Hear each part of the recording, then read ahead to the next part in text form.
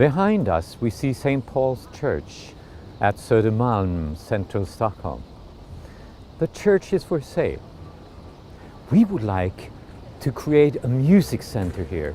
A music center where children, young people and adults gather to make music, singing in choirs, playing in orchestra. We would also like to initiate an institute. We call it Institut, Children, Music and the Future. We would like to create a base for spreading information to politicians and to everybody.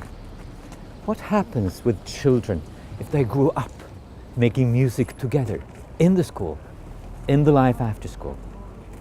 St. Paul's Church, located in the center of Stockholm, Södermalm, offers a wonderful possibility to start a music center for all ages, with, for example, baby singing, where parents learn how to sing with and for their babies, children's choirs,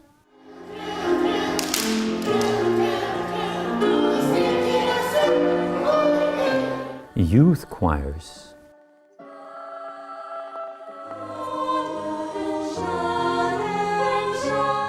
adult choirs, Vet ni var jag är någonstans? Tack 19. concerts, masterclasses, mini festivals.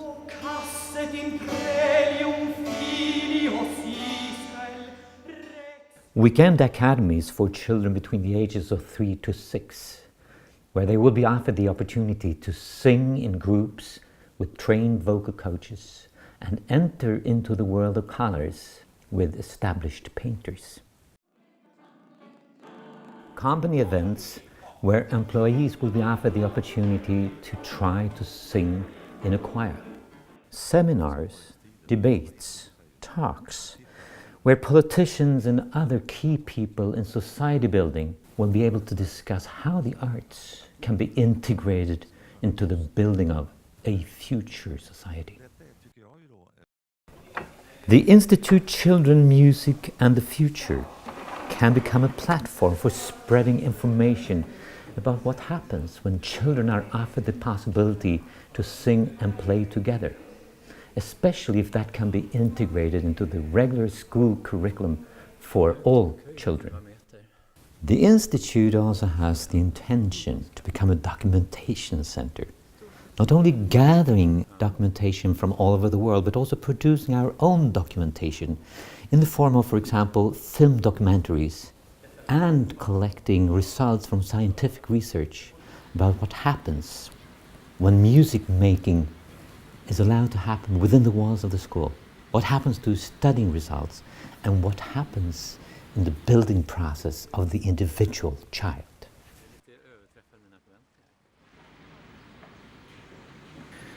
Och jag ska börja med en upplevelse som börjar här. It all started here, 19th of June 1975. Right here, in my elbow. I have a memory still today, a layer of lead, from the gun of this 19-year-old man that I met in my cab. He had been out partying, drinking, bragging for his friends that he dared what they didn't dare to do, rob a cab. I was the one sitting behind the steering wheel. Years passed. Organ studies at the Academy of Music in Gothenburg and in Stockholm. Vocal studies in New York. Founding the Nordic Chamber Orchestra in New York City with several concerts in Lincoln Center. Both Birgit Nilsson and Sixten Ehrling agreed to be honorary members of the board. 1987, I was accepted into the choral conducting program at the Juilliard School of Music in New York.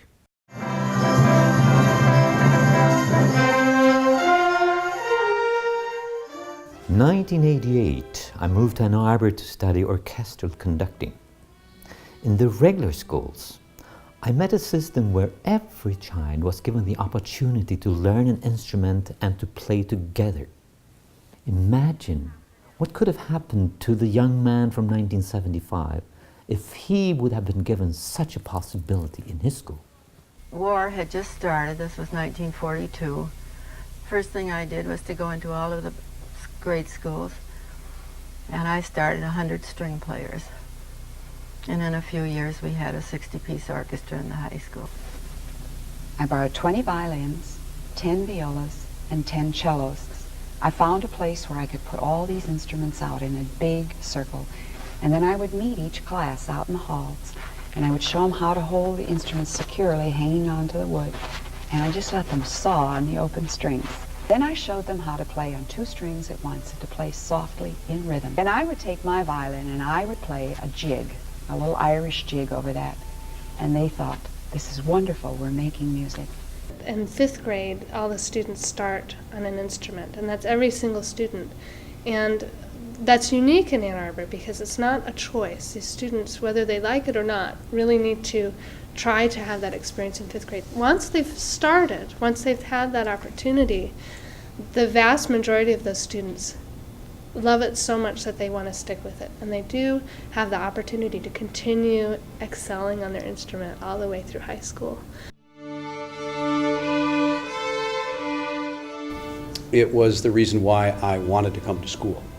It was an opportunity for me to be self-expressive in ways that I didn't find the opportunity in other classes. All gave me a great belonging, sense of belonging in school. Because I have attention deficit disorder, which means it's really hard for me to concentrate. But using that method that I use in band actually really helped me focus more. The socialization skills that they learn, they don't really have the opportunity to learn elsewhere. There is some degree of that taking place in athletics, but that's with a bottom line of someone wins and someone loses, whereas in participation in music, everyone wins. It's the fun part of school. Yeah. You know, it gives me a break from everything, just to focus on the music. Oxford Gardens, a regular school in London. In a criminal environment with more than 30 nationalities, it was a problem school. 1990, they decided to do something about it. They decided to get music into the daily schoolwork. Susan Dibby from the Voices Foundation trained all the teachers first how to use their own voices, then how to work with children's voices. And she gave them repertoire to use in the daily schoolwork. So we expect every single child will find their singing voice to start with. Then we work with pulse, so they will feel the pulse by walking it. They will experience the phrase by walking around in a circle to the pulse, and with each new phrase they turn around and walk the other way. Then we make them feel and experience rhythm in a similar way. Pitch we do through hand signs and solfa, as Kodai did. What I felt the children needed were those subtleties and those things that actually bring riches and enjoyment. What do you think? Do you think that music makes a difference in the schools? Yeah. Why? Because it makes it more fun. I think it helps us know each other because we used to sing like songs like What's Your Name? I mean, I would say the whole school's ethos has just been transformed, and it is in part to do with this programme. Hans Lundell, a music teacher from Nykvarn outside of Stockholm, had for many years nurtured the idea of forming an orchestra in the classroom, involving the whole class. In the mid-1990s, he was given the opportunity to do exactly this, to start an orchestra in the classroom. The driving force to play was to be able to play in an orchestra. When they were given the opportunity to play in a beginner's orchestra, music became real fun. The first lesson was always a group lesson where the students were taught to play 1 or 2 tones on their respective instruments. Second lesson, full orchestra. Within 2 or 3 months, all the students were able to play 5 or 6 tones on their respective instruments. Now they could play arrangements so that it sounded like real music. Everybody succeeds. The self-confidence grows. Maybe I'm not so good in math, but I can play. So possibly I could solve the math problem as well. 98 to 99% of the students love playing an instrument.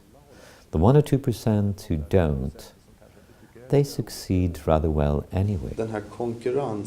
The competition spirit that normally develops during the school years disappear when making music together. Instead, they learn teamwork.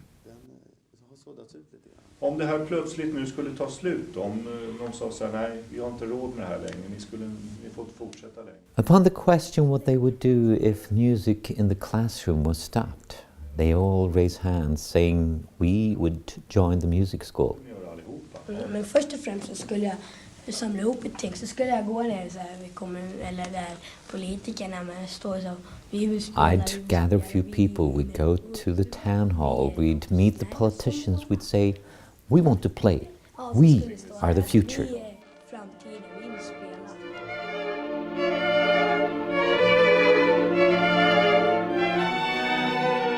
In August 2000, we realized Festival and Forum 21 at Nalen in Stockholm.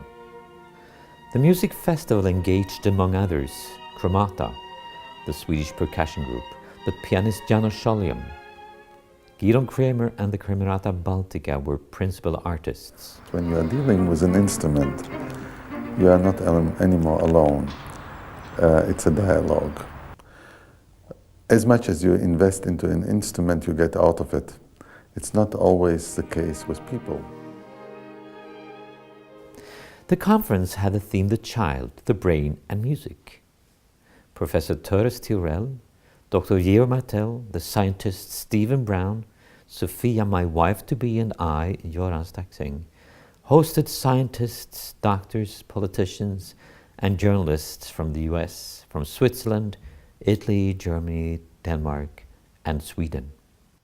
One of them was Ellen Dissanayake, who is a social anthropologist from the United States, and she has done very illuminating studies of really small children, newborn babies, and their communication with the parent, mostly the mother, and how she uses a mixture of singing and speaking for communicating with the baby. And this is probably of enormous importance to the development of the child. One of the leading speakers, of course, was Maria Spychiger, who is a Swiss professor of education.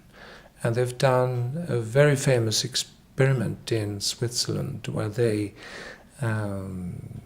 collaborated with the 52 classes in Switzerland. And they were randomly allocated, 26 of them, to extra music teaching, and the other one to be a comparison sample to be followed at the same time with the same methods. It turns out that one of the major effects when they followed these classes was that the togetherness, the climate, the social climate of the classes developed much more nicely in the music classes than in the other classes. In the music classes they had a little less language and mathematics teaching, but it turns out that they were just performing as well as the other group, and even better from some points of view.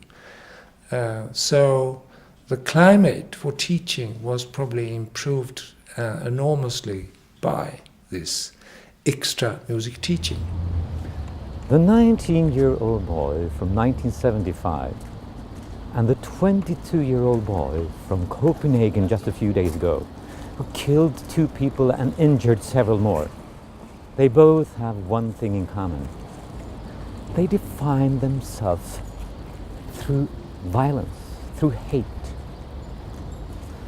Society today has a big problem in dealing and handling with hungry young people who don't know how to express themselves in constructive, positive ways.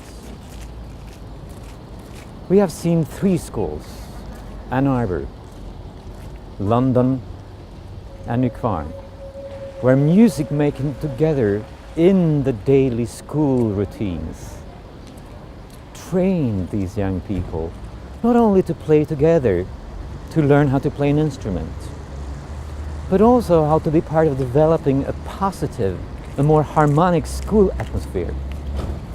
You have seen how they talk about improving studying results, but also the music making together sharpens the mind, trains the ear, trains the ability to concentrate, trains the structural ability both in studies and in the life after school.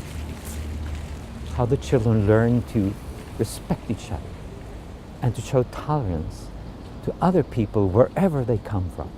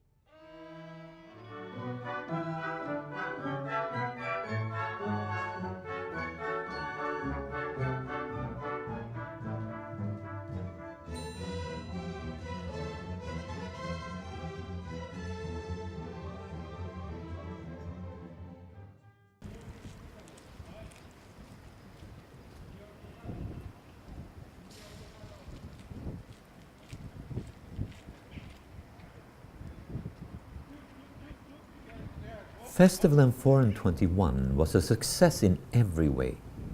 Sofia and I decided to try to realize the ideas from this experience into real life. We found Arboga, a small town in central Sweden. As church musicians in Arboga, we wanted to initiate a pilot project and implement the ideas of music as a common language for all people in Arboga.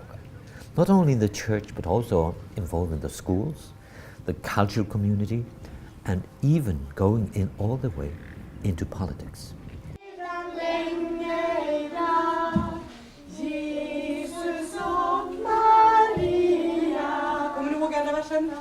Vad är det som Maria bär?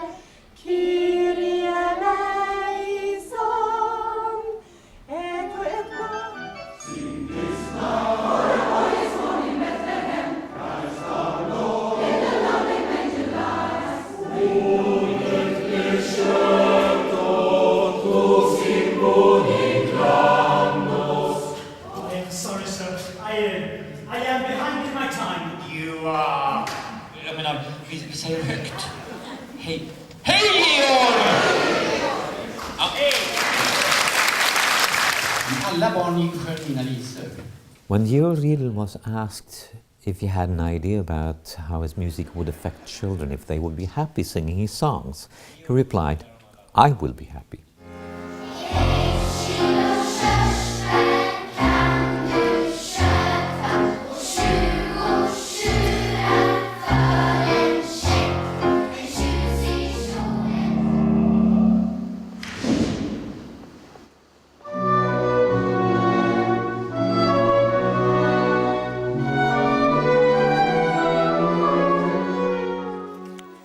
sommar bjuder Arboga kammarkör in In August 2003, Arboga Chamber Choir hosted an international choral week in Arboga.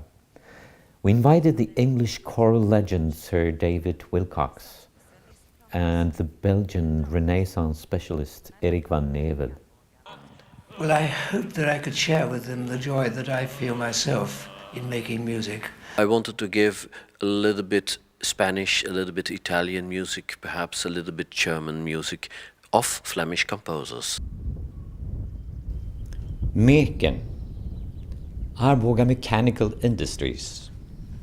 In the spring of 2006, the choir Cantemus from Stockholm and Chorus Cantorum, the church choir in Arboga, decided to do a concert together with the piece Disguised God, written by the Swedish composer Lars-Erik Larsson for choir, orchestra, soloists and recitation. When we signed Jan Malmsjö, the famous Swedish actor, to do the recitation part, we realized that the main church in Arboga would not seat the expected audience. We found Meken. Built 1892 in the shape of a Roman South European basilica, we found not only a concert hall, we found the potential to create a cultural center in Arboga and for the entire region. We formed a non-for-profit organization, and within a week we had 160 members. Together with professionals, we cleaned the building that had been abandoned for more than 50 years from litter and rubble. In 6 weeks, we went from desolate to a concert hall. Ängar i sommardagsfall och sover bland drängar på jordisk halm.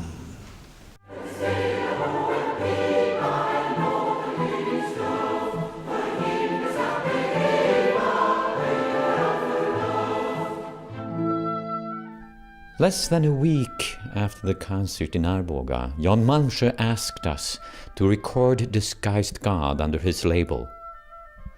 It was released in a concert in the Stockholm Concert Hall in January 2007, when Jan Malmsjö was the host for a concert with Cantemus and Chorus Cantorum.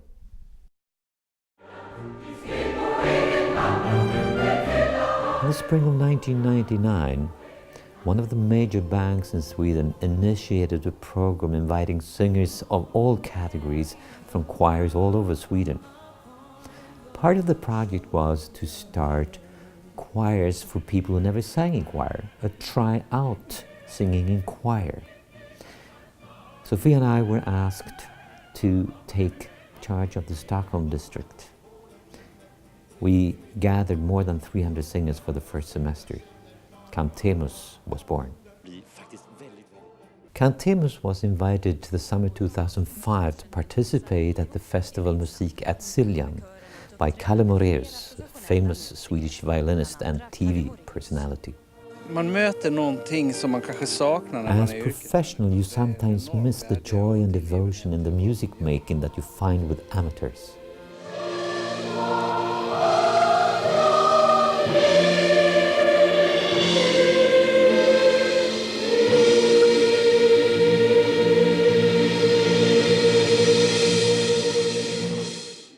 Today we gather between 400 to 600 people every semester, depending the repertoire.